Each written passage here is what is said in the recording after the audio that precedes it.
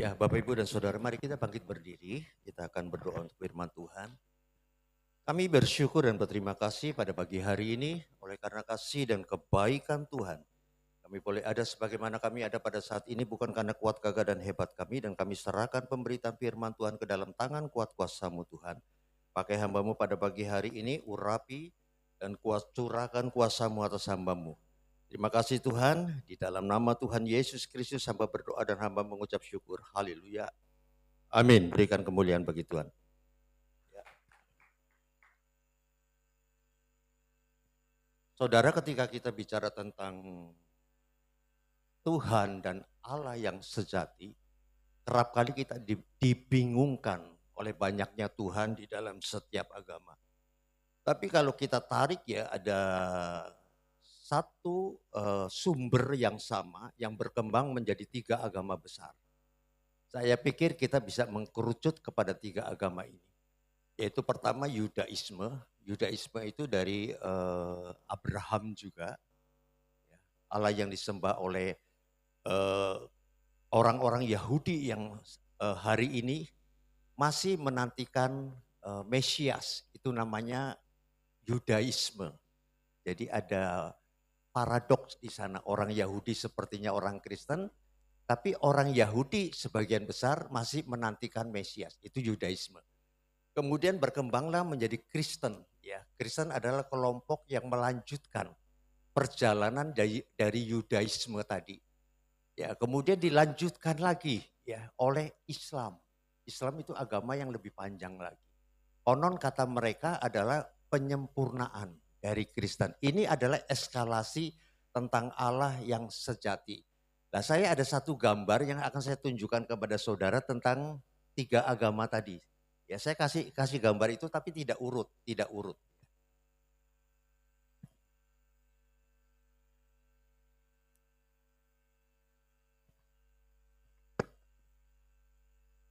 Bukan. Yang Yudaisme. Ini saya kasih itu tadi ya barusan. Ini bisa dibesarin? Bisa ya, besarin.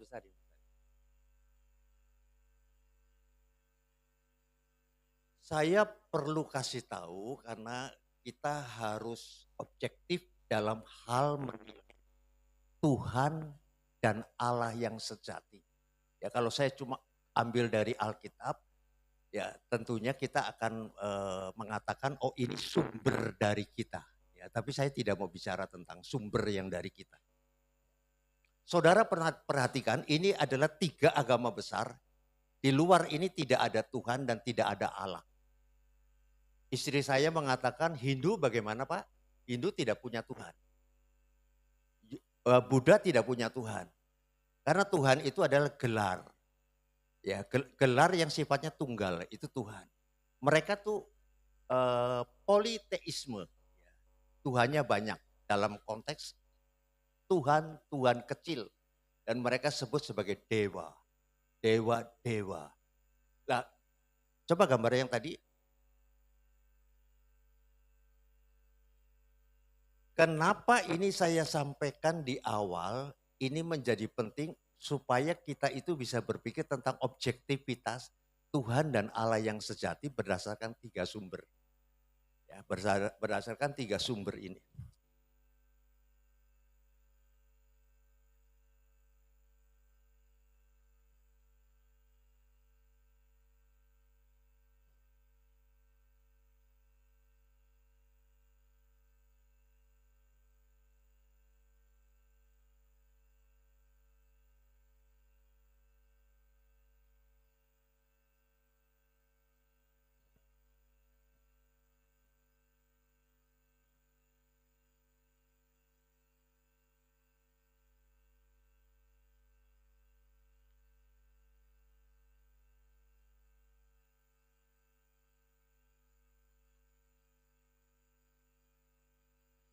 Saudara agak sabar sedikit ya, karena saya akan speed up di tengah-tengah ya. Nanti saya akan percepat di tengah-tengah.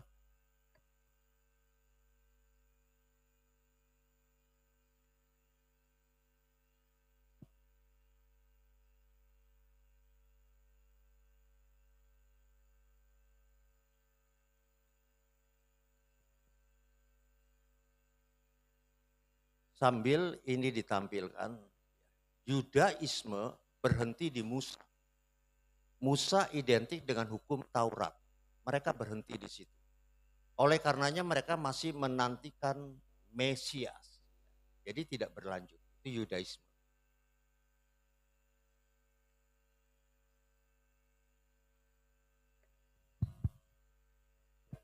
Ini adalah garis Ishak. Ini adalah garis Ismail. Oleh karenanya ketika kita bicara Yudaisme dan Kristen, itu menjadi satu kesatuan yang paradoks. Di satu sisi bahwa Mesias sudah datang, di sisi lain bahwa Mesias itu belum datang. Ini adalah hal yang menarik, karena ini adalah satu kelompok yang sama.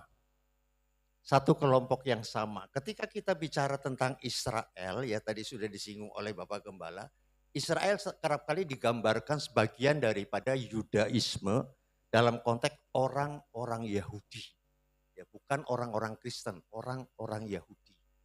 Ya, Israel adalah identik dengan Yahudi. Israel identik dengan Yudaisme. Ya, dalam kelompok yang lebih besar memang mereka ada orang-orang yang sudah percaya bahwa Mesias itu sudah datang, dia masuk ke dalam kelompok Kristen. Ya. Ini semuanya adalah keturunan daripada Ishak. Lalu Alkitab yang mereka pakai, kalau Yudaisme itu kitabnya adalah Perjanjian Lama selesai. Namanya Tanakh. Jadi mereka tidak percaya akan adanya Perjanjian Baru. Kalau Yesus itu adalah Perjanjian Baru. Nah ini ada yang menarik adalah ketika kita bicara Islam.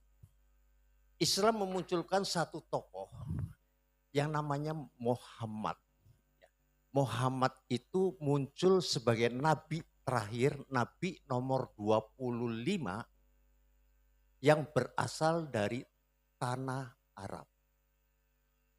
Pada 24 nabi semuanya berasal dari Israel. Lalu pertanyaannya, bagaimana mereka yang Islam tadi menjelaskan kenapa you ambil 24 nabi dari Israel, kemudian ada satu nabi dari Arab. Nah, mereka menjelaskan sangat subjektif. Kan tadi saya bilang saya mau bicara tentang yang objektif saja. Subjektif mereka mengatakan karena 24 nabi itu untuk bangsa Israel, bukan untuk dunia. Kalau Muhammad datang untuk meluruskan pemahaman bahwa nabi-nabi ini berbicara dalam konteks bangsa Israel. Atau mereka sebut sebagai Bani Israel dan Tuhan dan Allah mereka untuk Bani Israel. Muhammad muncul sebagai sosok yang menyempurnakan itu dan Islam adalah agama yang memberikan solusi terhadap dunia, bukan sekelompok bangsa. Itu kata mereka. Ya, dan itu urusan mereka. Bapak, Ibu, dan Saudara yang terkasih, kemudian ada hal yang menarik ketika kita bicara tentang Yudaisme, Kristen, dan Islam. Kalau Yudaisme percaya dengan monoteisme, Tuhan yang satu. Itu mereka percaya. Kristen juga percaya dengan monoteisme. Islam juga sama. Jadi ini adalah agama besar yang mengkerucut kepada bukan politeisme. Jadi kalau Hindu, Buddha itu politeisme. Ini monoteisme. Kemudian dalam konteks Islam mereka menyebutnya dalam bahasa yang kearab-araban. Mereka bilang tauhid. Tauhid artinya adalah esa yang tunggal dan tidak ada unsur kejamakan. Tunggal, betul-betul tunggal. Kalau manusia tunggal, dia tidak ada. Manusia itu majemuk. Ada tubuh, ada jiwa, dan roh. Dan yang paling menarik adalah kita ini adalah foto gambarnya Allah.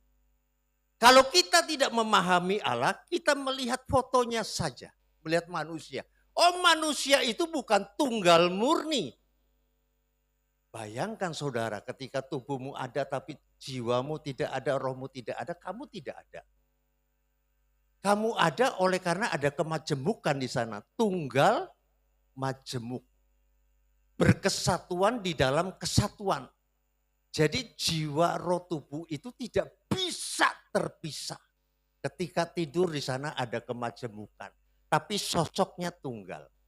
Ya, ketika pergi ke mall di sana ada kemajemukan tapi sosoknya tunggal. Itu adalah Allah dalam konteks tunggal majemuk. Nah, untuk itu saya akan memperlihatkan kepada saudara Tritunggal itu bukan di Perjanjian Baru. Tritunggal itu bukan muncul di Perjanjian Baru. Kalau itu muncul di Perjanjian Baru, maka pertanyaan besar yang saudara harus kritisi sebagai orang Kristen, jangan-jangan lu buat-buat sendiri. Karena tidak runut dengan Perjanjian Lama. Tapi tidak. Di awal Tuhan muncul, dia sudah tunggal majemuk. Di awal Tuhan muncul. Bayang-bayang dari Tritunggal. Kejadian pasal 1 ayat 1. Kejadian pasal 1 ayat 1. Ya itu tadi itu paling atas itu. Ya yang gambar itu. Kejadian pasal 1 ayat 1. Karena itu ada yang menarik. Ada majemuk tapi berbentuk tunggal. Kadang kita bingung. Kami tapi saya. Kami itu majemuk tapi esensinya itu ketunggalan.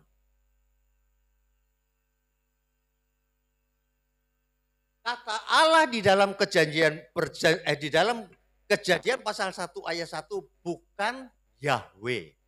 Kalau Yahweh itu gelar. Itu namanya Tuhan. Tuhan besar semua. Hurufnya besar semua. Dan itu nama yang tidak boleh disebut sembarangan dalam konteks Allah Israel. Makanya mereka panjatkan itu dalam doa-doa. Namanya Shema Israel. Nah, waktu di dalam Kejadian pasal 1 ayat 1, di sini menggunakan Allah menciptakan. Allah menciptakan. Allah itu bentuknya jamak karena Elohim. El Shaddai.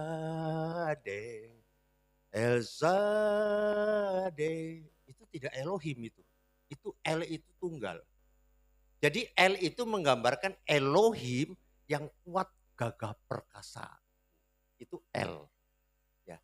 Yang kepanjangan dari El ini Eloah.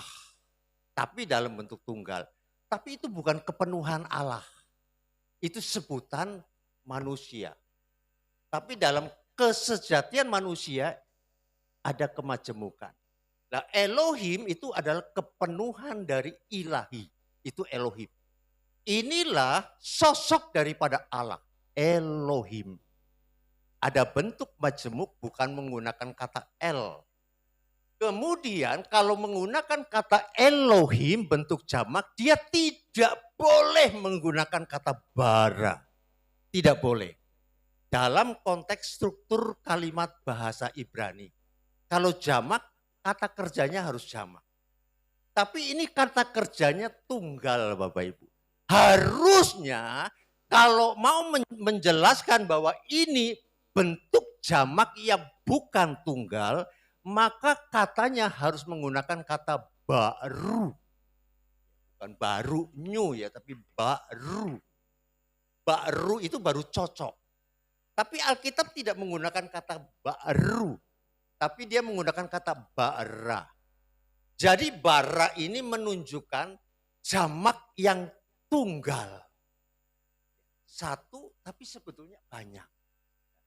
Saya mau kasih contoh, aja. Satu tandan pisang. Satu tandan pisang. Pertanyaan saya, satu atau dua?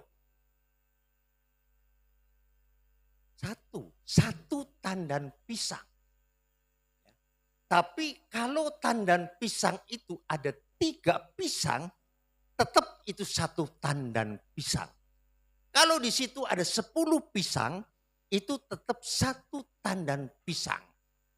Karena dia ada di dalam kesatuan yang tidak terpisahkan. Itulah ehad. Ya, satu yang jamak. Ya.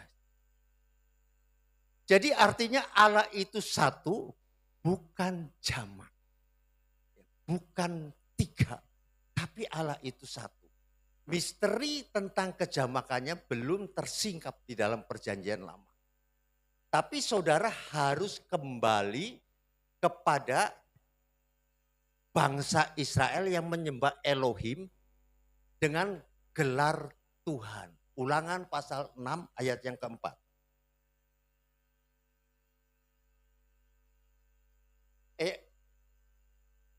Iya. Ulangan pasal 6 ayat yang keempat. Iya, dalam gambar. Ada. Itu mengenai ehad. Nah, iya ini.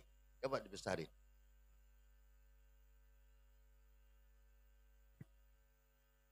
Nah, sebelum saya jelaskan ini, Bapak Ibu dan Saudara yang dikasih Tuhan, ada perdebatan sengit, ya, bukan perdebatan biasa. Perdebatan sengit. Karena nama Tuhan mereka dalam hakikat keilahiannya itu sama. Kristen menyebutnya sebagai Allah, mereka menyebutnya sebagai Allah.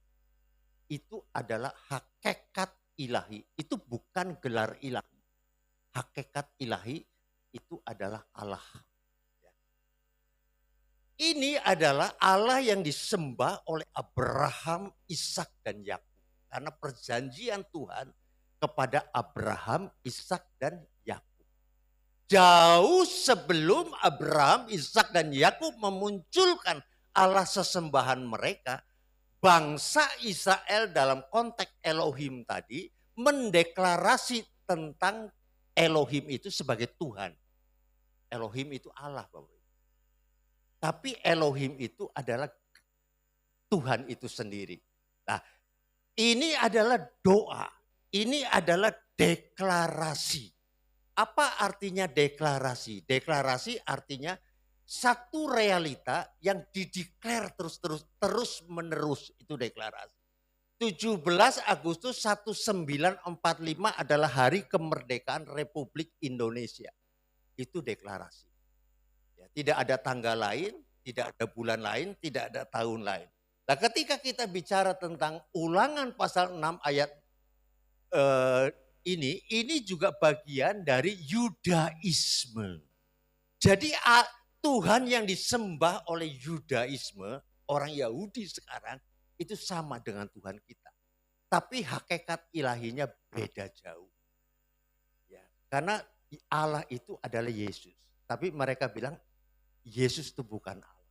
Sama dengan saksi Yehova. Yesus itu bukan Tuhan. Ya.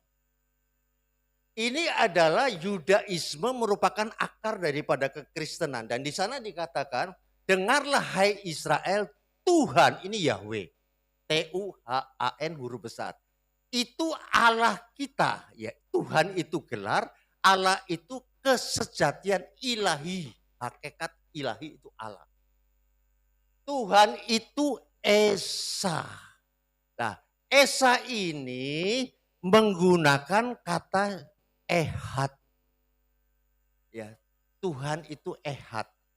Ehad itu artinya berkesatuan di dalam kesatuan. Tunggal jamak. Ya. Itu yang namanya Tuhan Allah kita itu tunggal jamak. Ini yang diucapkan setiap hari oleh orang Yahudi. Jadi Allah satu mutlak, Allah mutlak yang satu ini bagaimana? Ya, tidak ada pembagian pribadi di dalam diri Allah bagaimana? Ya. Oleh karena itu mereka menolak konsep Tritunggal dalam konteks ehad tadi. Itu Yudaisme. Mereka menganggap bahwa Allah itu adalah tunggal murni. Dan mereka mengatakan ini bukan ehad, ini adalah yachid. Yachid itu tunggal murni. Itu dalam konteks Yudaisme. Tapi deklarasinya sama. Tapi pemikiran mereka, sosoknya itu beda. Jadi ini adalah Yahweh yang disembah oleh Abraham, Ishak, dan Yakub. Nah, sekarang saya akan tunjukkan satu gambar mengenai perbedaan Tuhan dan Allah. Ada jemaat yang bertanya kepada saya, Pak Pendeta, kenapa kerap kali kita berdoa kepada Yesus dan kita menyebut Tuhan Allahku. Tuhan Allahku. Ada Tuhan, ada Allah. Coba munculkan. Jadi ini adalah Tuhan. Tuhan itu bukan sosok. Ini bukan Tuhan. Ini adalah ini. Yesus adalah Allah. Ini adalah Allah. Tuhan adalah jabatan. Gelar. Tuhan itu gelar. Jadi misalkan presiden. Ya, presiden. Kalau di sini yang mengisi adalah manusia. Ya, yang mengisi manusia namanya Prabowo. Kemudian kita satukan. Presiden Prabowo. Ini sama, Tuhan Allah. Tuhan itu gelar, Allah itu sosok, hakikat daripada ilahi. Ya. Hakikat ilahi. Ya. Ini jabatan, ini hakikatnya. Itu Yesus adalah Tuhan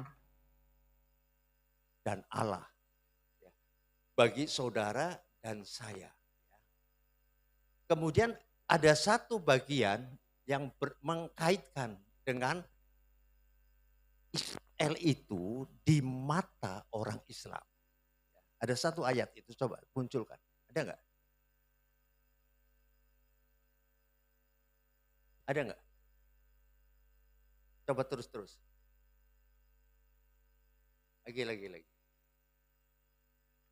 Lagi.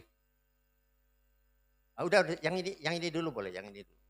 Nah, Bapak Ibu, ini sumber yang sama ya, dari sepupu kita mengenai Allah mereka. Mereka tidak konsisten. Di sana dikatakan bahwa ini adalah ayat mereka ya. Ini adalah kutipan ayatnya yang merupakan terjemahan dan sungguh kami telah menciptakan manusia. Siapa kami ini? Siapa kami ini? Itu Tuhan. Itu Allah. Allah. Sesungguhnya Allah. Tapi mereka menggunakan kata kami. Dan sungguh kami telah menciptakan manusia dan mengetahui apa yang dibisikkan hatinya. Dan sungguh kami telah menciptakan manusia dari saripati berasal dari tanah. Itu adalah sumber mereka. Jadi mereka juga menggunakan kata yang sama. Kami. Itu dalam bahasa Arabnya nahu. Jadi Yahweh dan nahu. Yahweh itu dalam konteks jamak, nahu itu dalam konteks tunggal, tapi menggunakan kata kami. Itu yang mereka sangka. Dan mereka mengatakan bahwa tunggal di sini kami itu representatif dari plural of majesty. Ya, plural of majesty itu artinya keagungan yang sifatnya jamak. Jadi bukan sosoknya yang jamak, tapi keagungan yang bersifat jamak. Nah, Bapak Ibu dan Saudara yang dikasih Tuhan, saya akan munculkan satu bagian ya yang mengkerucut siapakah Elohim itu, siapakah Yahweh itu dalam konteks Tritunggal Perjanjian Baru. Ya. Coba munculkan gambar yang Yesus adalah Yahweh. Ya, terus lagi. Ya ini dulu boleh dah. Ini dulu sebelum itu ya. Saudara, di dalam Kejadian itu ada sosok kemajemukan yang Elohim tadi dalam bentuk roh Allah melayang-layang. Sementara ada roh Allah yang melayang-layang ini, ada firman yang keluar. Ya, ini adalah sosok Allahnya, ini adalah sosok roh Allah, ini adalah firman Allah dalam konteks Kejadian yang semuanya mengacu kepada inkarnasi satu sosok yang namanya Yesus. Jadi Yesus adalah sosok Allah Tritunggal itu yang kemudian muncul di dalam Perjanjian Baru.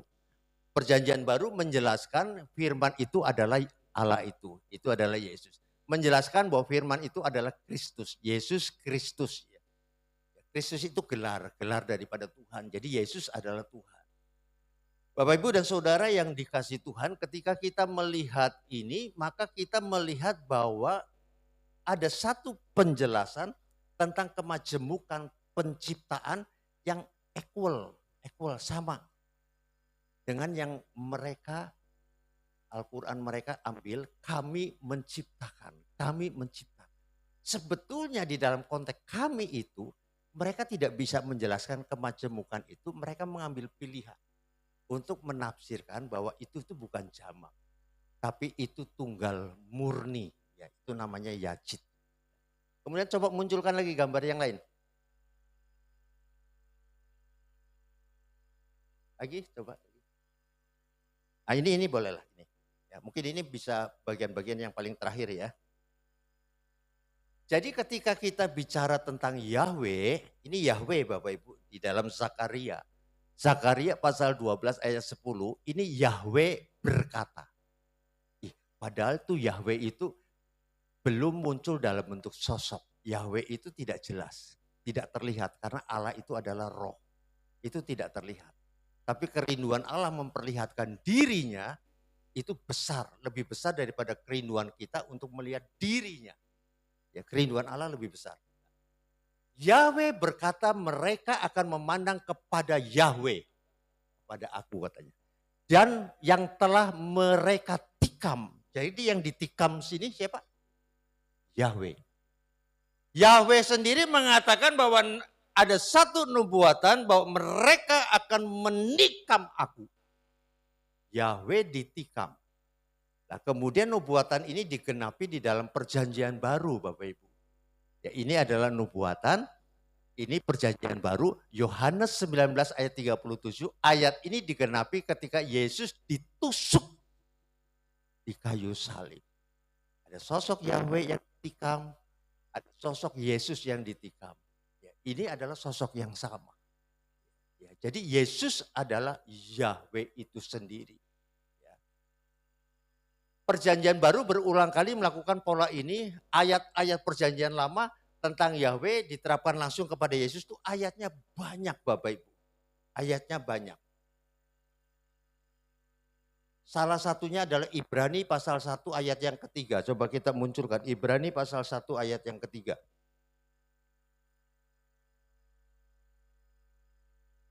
Ibrani pasal 1 ayat yang ketiga.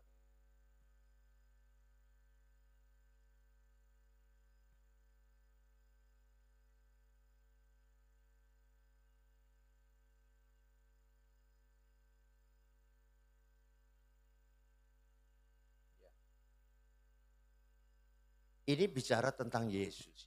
Jadi Yesus dalam sosok Yahweh. Ini Yahweh. Ya. Ia adalah cahaya kemuliaan Allah. Kemuliaan Allah. Ya, jati diri Allah itu adalah kemuliaan. Itu jati diri Allah. Dan gambar wujud Allah yang menopang segala yang ada dengan firman-Nya yang penuh kekuasaan. Jadi ini adalah gambaran tentang Yesus. Bahwa Yesus itu adalah kemuliaan Yahweh dan Yesus adalah wujud daripada Yahweh itu. Dan setelah ia selesai mengadakan penyucian dosa, ia duduk di sebelah kanan yang maha besar di tempat yang tinggi. Nah, seringkali orang berkata kalau begitu ada dua Allah ya, karena dia naik ke surga, duduk di sebelah kanan Allah. Tidak, yang duduk di sebelah kanan Allah adalah Yesus sebagai nature yang kedua. Nature kedua Yesus adalah manusia. Jadi manusia Yesus ini dipermuliakan duduk di sebelah kanan Allah Bapa. Ya di sebelah kanan Allah Yahweh. Nah, jadi kalau Bapak Ibu dan Saudara yang dikasih Tuhan nanti begitu kita sampai di surga, Saudara jangan membayangkan Bapa. Karena kalau beberapa jemaat yang saya katakan, kamu ketemu enggak dengan Bapa? Ketemu. Sosoknya Bapa gimana? Lebih tua dari Yesus. Hebat ya manusia ya, sosoknya lebih tua loh dari Yesus. Karena dia Bapa, Yesus tuh anak. Roh Kudus sosoknya gimana? Sangat merendahkan, sangat menistakan keilahian daripada Yahweh. Sosoknya merpati. Nah, merpati mah di mana-mana banyak Pak, tapi dia bukan Roh Kudus. Itu hanya simbol. Jadi tidak ada Bapa, tidak ada anak, tidak ada Roh Kudus, yang ada adalah sosok Yahweh. Tapi wujudnya, tadi kan kita lihat gambarnya, ya, nature-nya itu adalah Yesus. Jadi orang itu nanti akan berjumpa, Allah itu adalah roh. Jadi tidak akan bisa kita lihat, yang kita lihat hanya terang dan kemuliaannya. Tapi kalau Allah mau memperlihatkan diri, dia punya kapasitas untuk itu, dan sosok itu adalah Yesus. Kalau dia mau memperlihatkan diri, sosoknya adalah Yesus. Jadi Bapak Ibu dan Saudara yang dikasihi, saya tidak berpanjang lebar. Ya, hari ini kita belajar Bapak Ibu. Ya, ini adalah agama monoteisme yang besar tiga ini. Yang hari ini berkonflik oleh karena mereka punya kepentingan terhadap keturunan Ishak dan keturunan Ismail. Jadi Ismail juga tidak mau kalah. Bagaimana mereka memunculkan tokoh yang namanya Muhammad, bagaimana di sini memunculkan namanya Yesus yang Nabi Isa. Padahal dalam konteks sumber yang di sana Nabi Isa juga kalimat tulo, firman Allah. Itu yang tidak bisa disanggah Bapak Ibu. Jadi Isa itu sesungguhnya dalam konteks kita membaca sumber itu, mana mungkin dia bisa lebih kecil dari dia jauh lebih besar. Dan kebesaran itu akan muncul di dalam sosok Isa yang kita kenal sebagai Yesus, Tuhan dan Juru Selamat kita. Tuhan memberkati Bapak Ibu dan Saudara yang dikasihi Tuhan. Mari kita bangkit berdiri.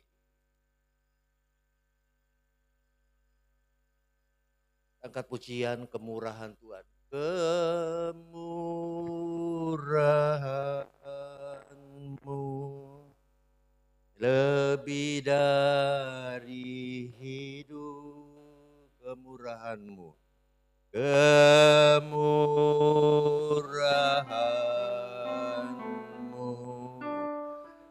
lebih dari hidup, bahwa lidahku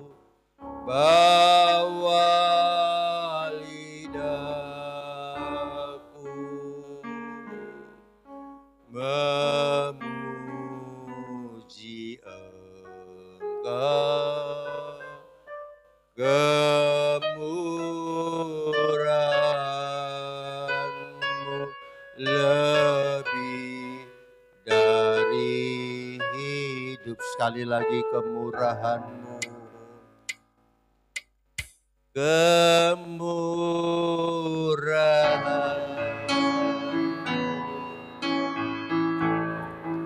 lebih dari hidup,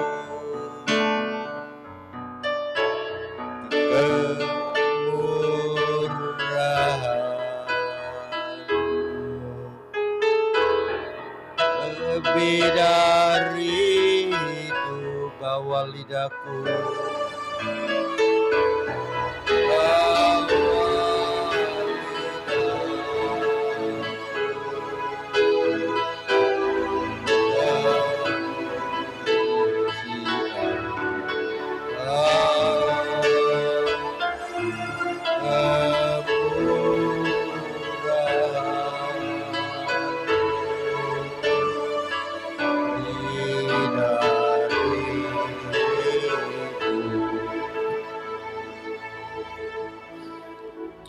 terima kasih Tuhan.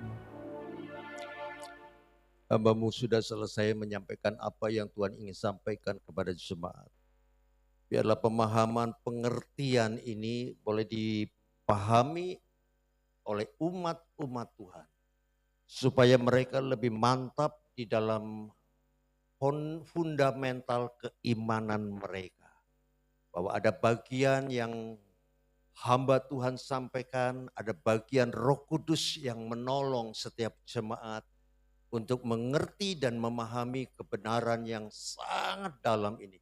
Kebenaran yang sangat luar biasa. Terima kasih Tuhan.